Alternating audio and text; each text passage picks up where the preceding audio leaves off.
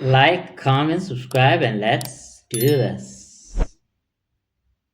One summer day, a man named John Randolph was hiking through a remote forest in Colorado when he began to smell something terrible. Intrigued, he followed the smell until it brought him to this clearing, and in the clearing, John saw what looked like an old campsite. Now, John is out in the middle of nowhere, and so the idea that somebody was camping out here in what looked like a long-term settlement was pretty bizarre to John. And so John walked into the clearing to see what was going on, and when he turned the corner and saw the ground in the middle of the campsite, he saw something that at first he couldn't even process. It was just so horrible, it just looked fake. But eventually he realized what he was looking at was real, at which point John turned around, sprinted out of there, and began screaming for help. But before we get into that story, if you're a fan of the strange, dark, and mysterious delivered in story format, then you come to the right place because that's all we do, and we upload once a week. So if that's of interest to you, please invite the like button to go out to lunch with you, but once you get there, spend the entire time chewing as loudly as possible with your mouth wide open. Also, please subscribe to our channel and turn on all notifications so you don't miss any of our weekly uploads. I hate Okay, loud let's get chewing, into by the today's way. story. I really hate loud chewing. But let's go. The clearing. On the freezing cold night of February 8th, 1874, a 65-year-old man named Israel Swan sat around this roaring fire with a big group of men inside of this valley in western Colorado. The men around the fire, including Israel, were all gold prospectors, which meant they traveled the western United States looking for gold. But over the past several weeks, this group of prospectors had been trapped in this valley because of all the terrible winter storms. They had these storms coming in that each time would dump up to 6 feet of snow. But on this particular night, as Israel sat by the fire, enjoying the flames and hearing people tell stories, one of Israel's friends, one of the other gold... I'm sorry for pausing already, but I wanted to ask, why aren't gold prospectors a thing now in the US? I know that you can easily get a job, you can easily do this and that to get money, but you'd think people would still be going after gold at this rate, because I'm sure there's still a lot of gold to be found in the US. The country is so big, there's still a lot of gold to be found. If anyone knows why there's been a shift from people going out trying to stake a claim, find gold and all that, put that in the comments, because there were a lot of people there. You'd think it would be something that still happens to this day at this rate. If anything, you'd think it would have increased. Because even now, I think gold is more expensive now than it was a long time ago. So you'd think people would be doing it now. Somebody explain to me why it isn't happening. Are there some laws stopping people from doing it? What's going on, guys?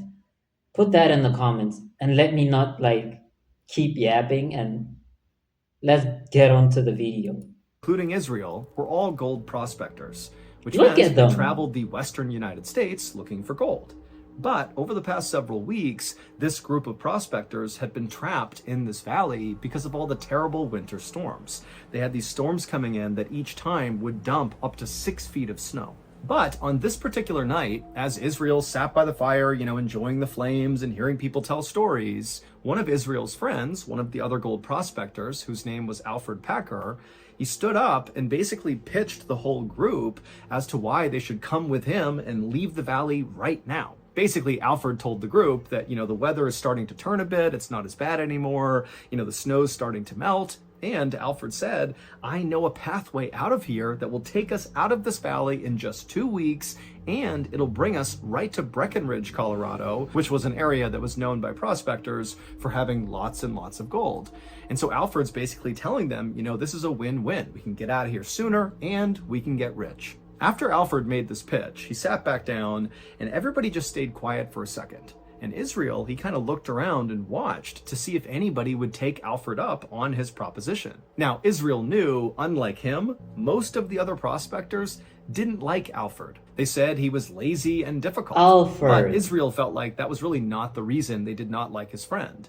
He believed the reason other people did not like Alfred was because Alfred had epilepsy, which meant he periodically had seizures. And because he had seizures, it kind of made him a liability for journeys like this, where, the whole group really needs to rely on everybody, and everybody needs to pull their own weight. And so they were kind of worried about a guy who at any moment could just become kind of useless because he was having a seizure. Damn. But for Israel, Alfred's epilepsy really didn't matter. He didn't feel like Alfred was some huge liability. He felt like Alfred was actually very smart and quite bold. And so for him to stand up and make this pitch just kind of felt like in keeping with who he was. He was somebody that wanted to get things done, and Israel liked that about him. However, just because Israel liked Alfred, that didn't mean he was just going to naturally go with Alfred and do his big plan, but he was at least thinking about it. And as Israel was weighing out the pros and cons of, whether or not he should go with Alfred, he happened to look across the fire and he saw one of the men, this really big guy,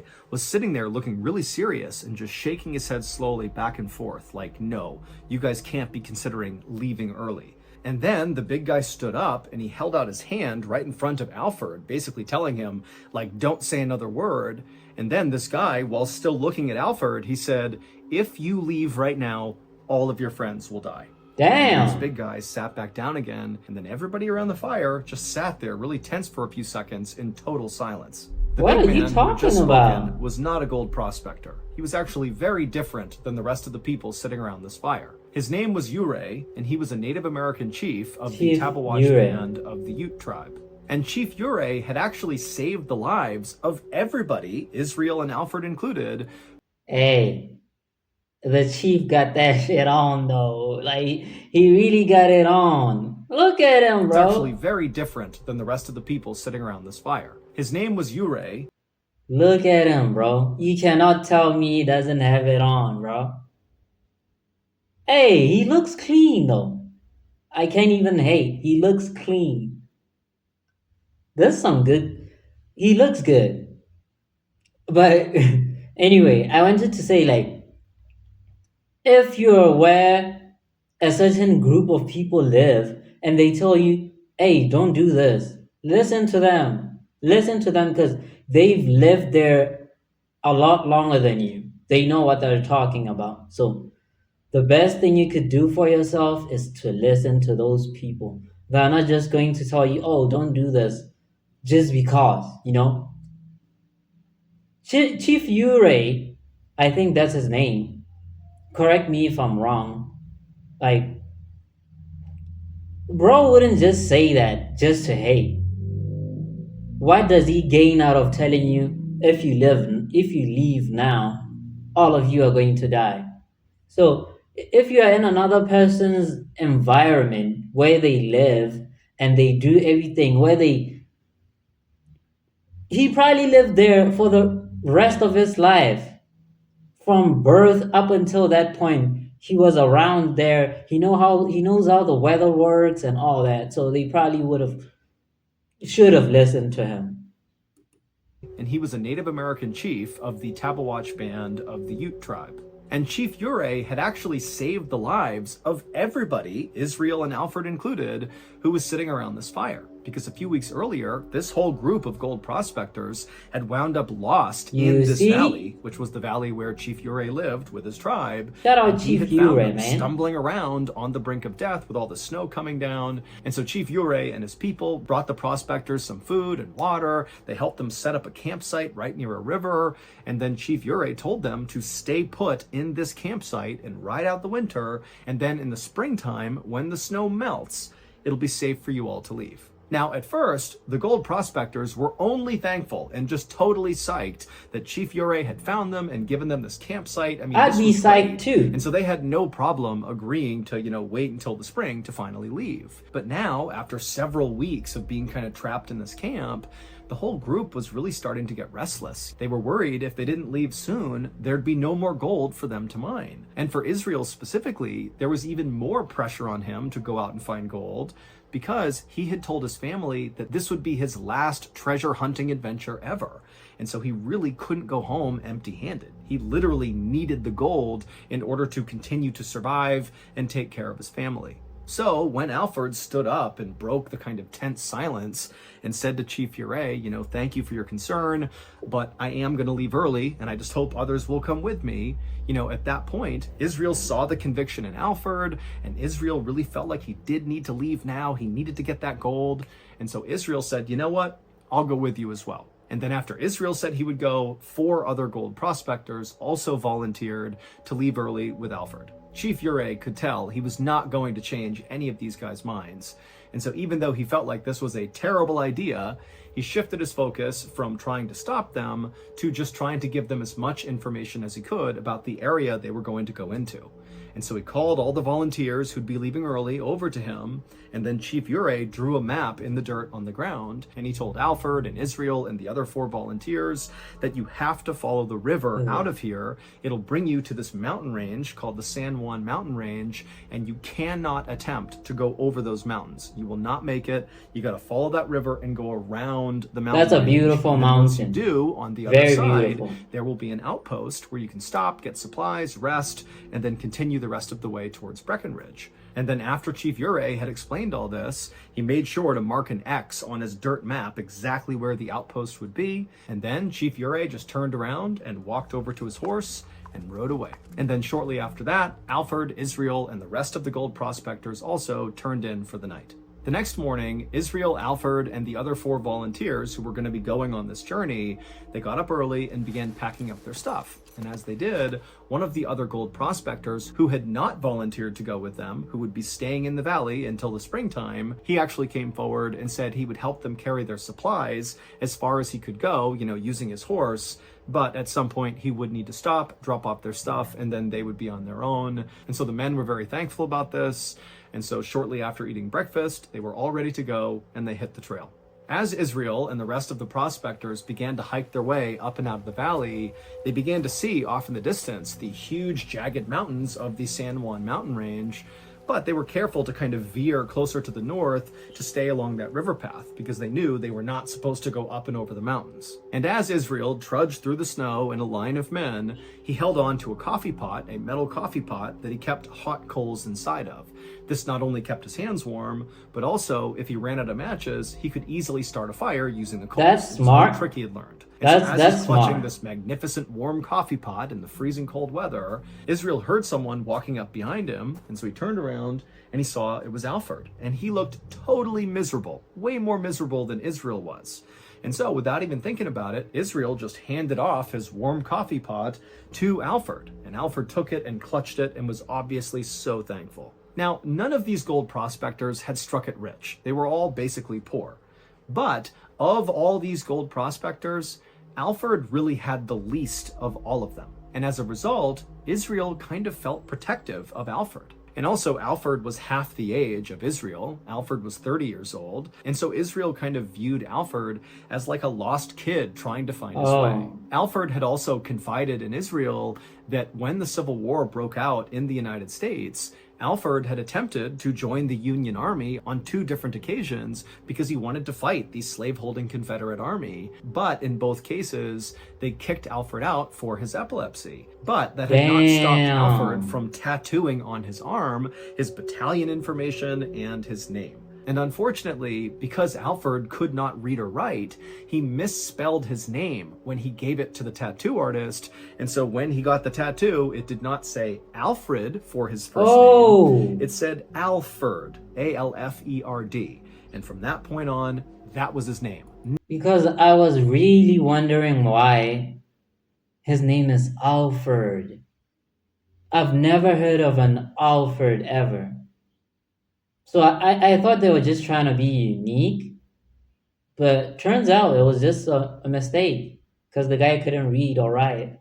So, hey. But I don't know if to say it's cool that he stuck with it, but yeah. Nobody called him Alfred, they called him Alfred. And so this was kind of embarrassing for him. And then after Oh, getting rejected from the military, Alfred had kind of bounced around from one job to the next, never really putting his roots down and never starting a family. And so again, Israel just felt like this was a guy who needed some help. And so after Alfred very happily accepted that coffee pot from Israel, he in turn reached into his jacket and pulled out a flask with some alcohol in it, and he handed it to Israel, almost like a thank you for giving me this warm coffee pot. And then the two friends walked side by side for a while, passing back and forth the flask and the coffee pot. And then by late afternoon that day, when the snow was really starting to come down, the prospector who had volunteered to use his horse to help move some of their supplies, he had finally reached a point where he said, my horse can't go any farther, the weather's too bad. And so he dropped all their supplies, and then he turned and headed back down the trail. And very likely, as these men watched him disappear down the trail, they all had the same thought. I just gotta suck it up for 2 weeks to get through this treacherous journey, and I will get to Breckenridge, two and I weeks. will become rich. 2 weeks. Thank you to Better. Imagine going through that for 2 weeks just for some gold. Man, life was hard. Life was really hard back in the day. But I guess it was worth it because if you hit that like goal, it really changed your life. So I do wonder, like, are there families now who are rich because of these times, because of their forefathers or people in their family who struck it rich during the gold rush? If that's the case, then that's amazing. That's crazy. If like there's any family that's successful now because of the gold rush in America, put the links to the not the links, but put it in the comments and tell me like which families are rich from these times. Because everyone was looking for gold.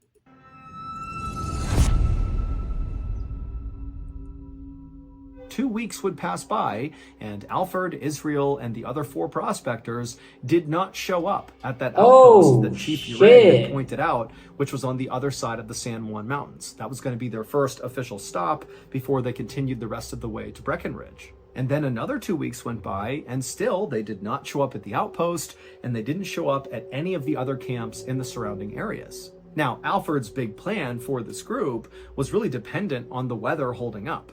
When they left, it was true that the weather was improving, it was snowing less, but within a couple of days of this group setting off on the trip, those winter storms came back with a vengeance and just dumped snow all over the valley and all across the trail this group would have been on in their attempt to leave. But the only people who knew that these men had embarked on this perilous journey was the men themselves, and then also Chief Uray and the other gold Yeah. prospectors who had decided to stay in the valley until spring. But even if Chief Uray and those other prospectors knew that Alfred, Israel, and the others were in trouble, they would have no way of helping them or getting to them or even communicating to the outside world. They were completely stuck in the valley and basically couldn't do anything. And so in short, it appeared that Alfred, Israel, and the other four men were totally lost somewhere out in the wild, but nobody knew.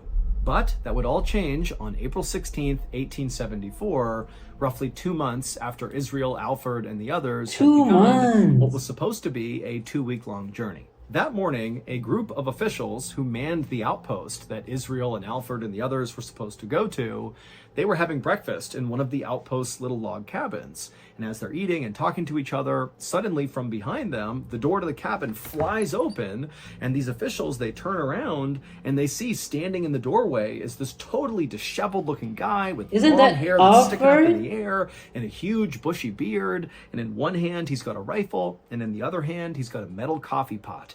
And his eyes were darting like crazy side to side, and he was clearly in shock, and he was trying to speak, but he just couldn't. this man was Alfred. It was Yeah. obvious to the officials that this man is in dire need of help. And so without even asking him any questions, they whisked him inside, shut the door, got him some food, got him some water, and immediately Alfred's wolfing down the food as fast as he can until he began vomiting, at which point he apologized profusely and said, I've been starving out in the wild for weeks, and, it must have done something to my intestinal whole tract. 2 It's months. probably damaged. But frankly, the officials did not care about the fact that he threw up I all over the wouldn't ground. make it. They were worried this guy was going to die right then and there. And so the officials helped Alfred get cleaned up and put in warm clothes. And then Alfred asked them, do you have any whiskey? I want to kind of warm my body up. And they said, no problem. They handed him some whiskey. And so Alfred threw a couple of shots back. And then after that, it was pretty obvious that Alfred had kind of relaxed a little bit. And then at that point, one of the officials asked Alfred, what happened to you? As soon as Alfred was asked this question, he shut his eyes and kind of grimaced, like even the thought of what had happened to him was just too painful to think about. But after a moment of silence, Alfred, with his eyes still closed, told the officials that he had been with 5 men and they were trying to hike their way out of the valley to get to Breckenridge, Colorado to look for gold. But as they were hiking this trail, this huge storm came in and made it really hard to navigate the trail they were on. And so the group decided they would actually cut through the San Juan mountain range. Oh my God. The thing Chief Ure said, don't do that. Do not Yeah. go to the mountains. They decided to do that.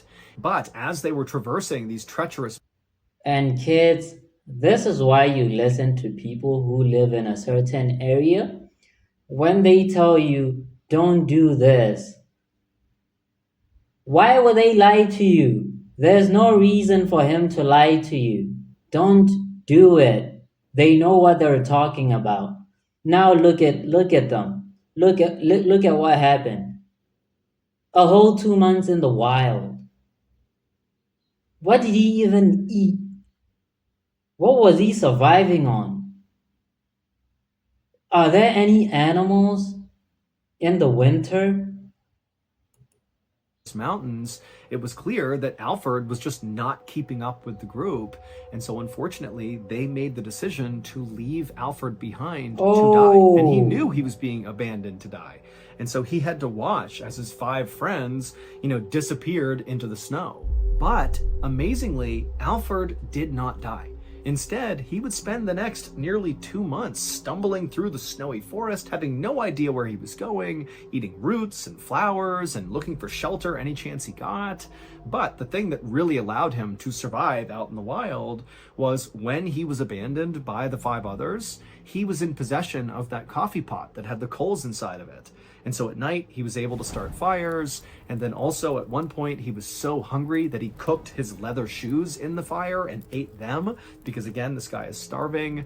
And so really, he was on the brink of death when he randomly stumbled into this outpost and found this cabin. After Alfred finished telling his story... I'm sorry, did he just say the guy cooked his own boots?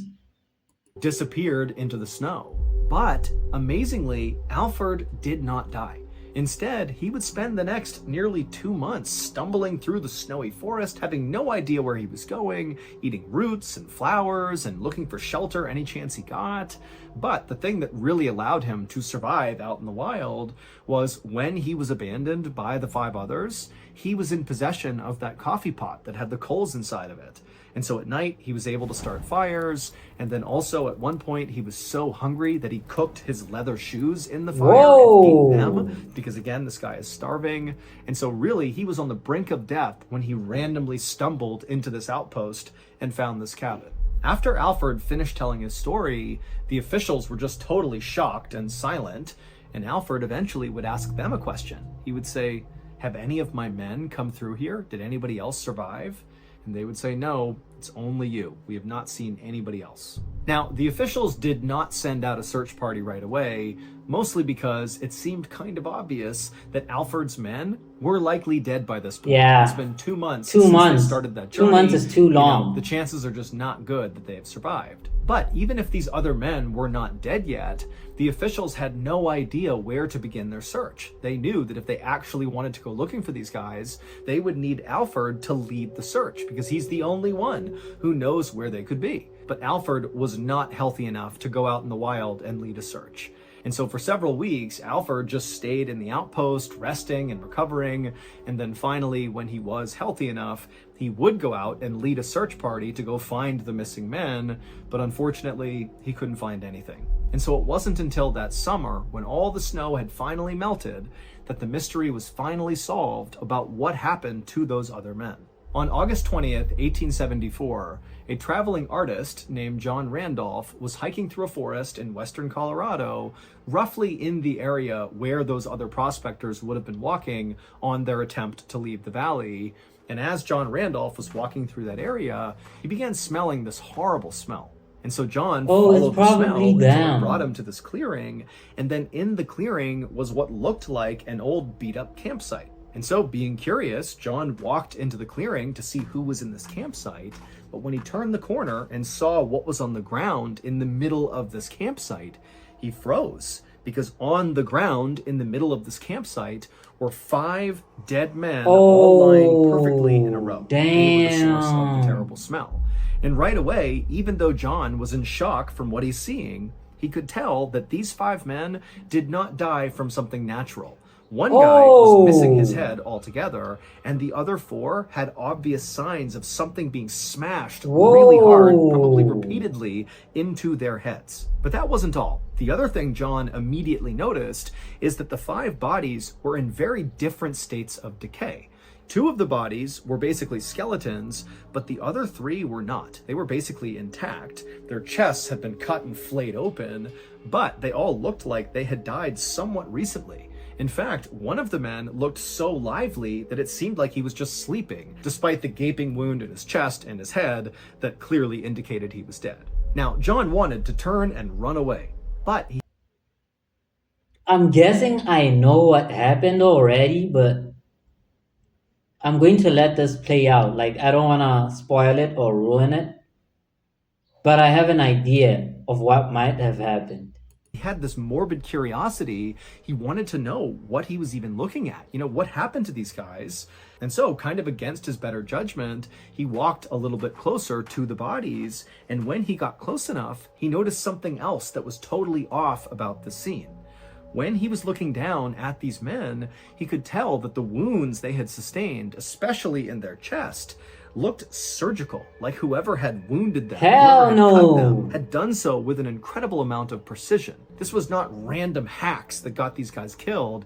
This was like a butcher carving up meat. And then John happened to look up from these 5 bodies, and he noticed just a little ways away was the remains of a burned out fire pit.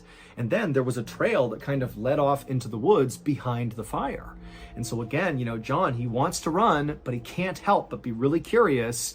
And so he walked past the bodies, he went to the fire pit, and he followed that trail kind of back into the woods, and he found this ramshackle shelter kind of tucked away in the woods that was abandoned. No one was in there, but it had all the signs of someone living here for a pretty long period of time. And then suddenly, it was like all these pieces came together, and John realized what he had just stumbled on.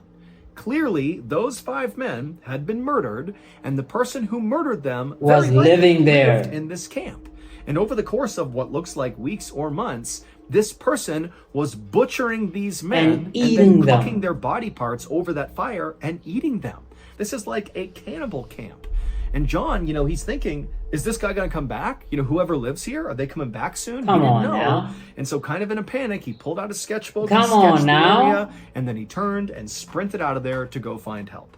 It would turn out John the illustrator was totally correct about what he thought was happening at that camp. After Alfred was left behind to die, those 5 other men carried on into the night up into the mountains, and then somebody attacked them, began killing them, and eating them. And that person was Alfred. That was why Alfred had survived exactly for so what long. I thought, bro. It wasn't just that he was able to make fires at night. It was that he was able to make fires at night and eat his friends. Now, no one has ever been able to actually determine how Alfred went about killing these 5 men. This is insane. Or even when he killed these 5 men. All we know is that based on the investigation, 4 of his victims appeared to have been asleep when they were murdered.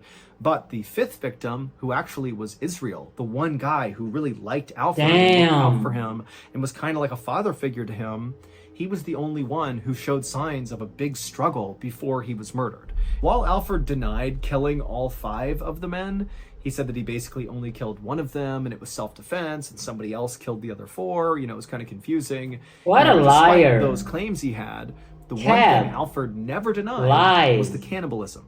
In fact, Alfred straight up told authorities that he grew to really like the taste of human meat. In fact, when they searched that campsite that John Randolph found, they would find the remains of a dead deer that was right near the campsite. But despite it being right there, Alfred never attempted to carve it up and eat it. He just kept going back to his stockpile of human meat and eating that. In the end, Alfred was convicted of murder and he was sentenced to 40 years in prison. Good. But in 1901, when he was 92 years old, he was granted parole, and right away, Alfred became a vegetarian and then died a few years later. Yeah, that was a crazy story. That was insane.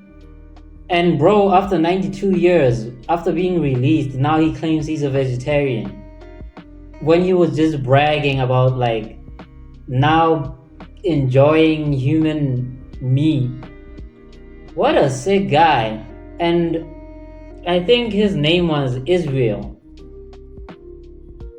If I'm right, I think that was his name. The guy who was fond of Alfred. Imagine taking care of someone and they backstab you like that, in that way. That's just crazy to me. And they should have listened to the king. He told them, don't go anywhere. Don't go anywhere. And they listened to these guys. He probably lured them into doing. It was always on his mind. I don't think he did it because they fell on hard times and all that. Because if they really did fall on hard times, there were 5 men. They could have hunted. They could have devised a plan to get food to survive. But I think it was always in his plan to do that from the get-go. And you cannot tell me any different. That was always in his plan. What a sick guy, man. This was an insane story though. If you want me to react to more MrBallen, any specific story you want me to react to, put the links to the specific story in the comment and I'll get to that story. And on that note, thank you for watching and I'll see you on the next one.